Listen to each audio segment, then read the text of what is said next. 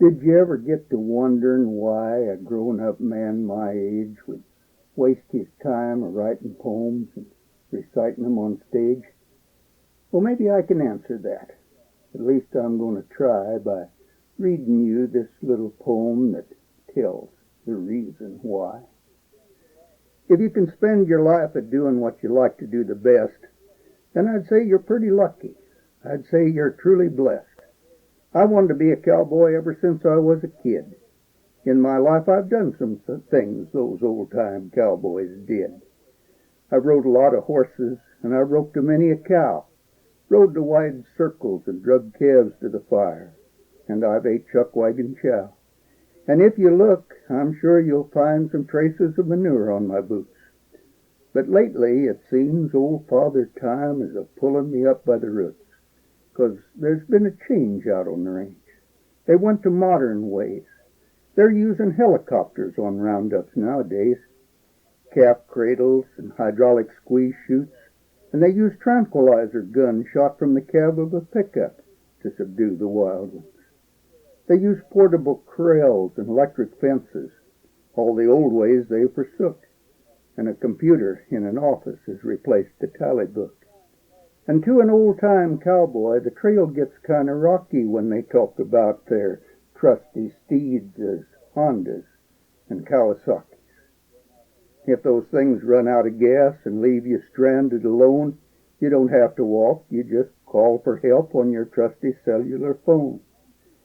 Now, ranchers use this technology to cut down on their workforce, and farmers say they have little need for the cowboy and his horse.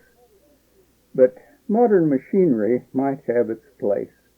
I'm sure no one disagrees, but nothing made of iron compares to a good horse between your knees. So now that my hair is turning gray and there's wrinkles in my face, I'm glad I had the chance to ride before all this change took place. Now I write poems about those days, and accurately, I hope, when all you needed to catch a cow was a good horse and a rope. 'Cause I think it's worth preserving for future generations, this way of life we lived and loved before all the automation. Now, writing's not like doing, but I guess it's second best. You remember all the good times and just forget about the rest. And nothing stays the same, I guess. I don't mind slowing down. I draw my Social Security check. I even moved to town. And I'll admit sometimes of late my joints get stiff and sore. And last week when my old horse bucked, wasn't fun no more. It's not that I fear dying, but I'm afraid there'll come a day when folks will say that I'm useless, that I'm only in the way, that he was nothing but a cowboy, not needed anymore. His kind are gone. They're all extinct like the ancient dinosaur.